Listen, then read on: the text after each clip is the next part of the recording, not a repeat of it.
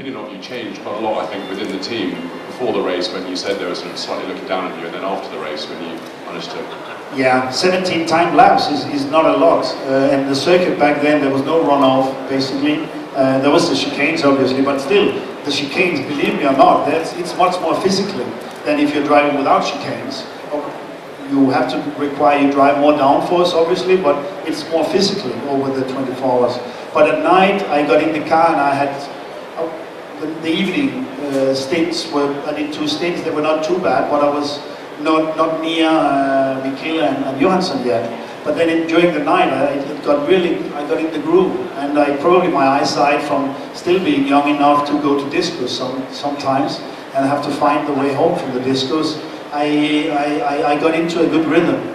And in the second stint I realized that it's going pretty well. I didn't have lap time on board, but I got the pit board every lap. But that's then from the previous time lap, which is already 3 minutes 40 seconds before that. So obviously you tend to forget why you have improved. But driving at night and getting into that rhythm of not seeing the apex before you actually, or you passed it, that's something which is unique about driving at Le Mans. And I think the lights at those cars were not where they were. Definitely not at like the last Audi with the laser light, high beam.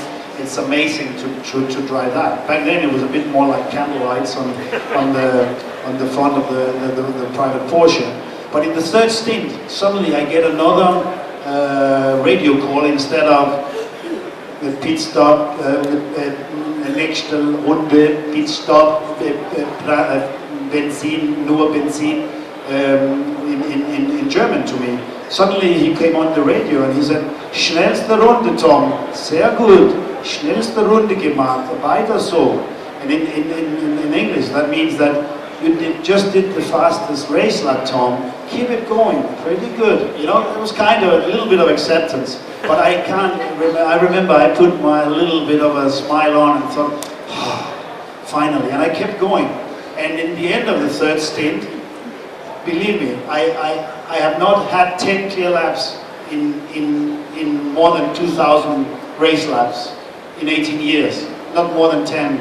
But to get one in my very first race, and it's starting to be dusk. I mean, in the early morning, it's like 5:30, 5:45 in the morning, and then I get a clear lap. And after that clear lap, suddenly he's on the radio again.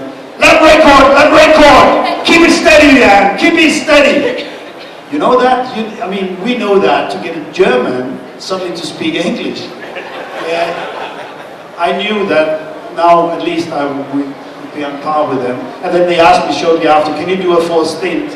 And I said yes, and I did a 4 stints, and I was completely knackered after I got out after nearly 4 hours to get back in the car.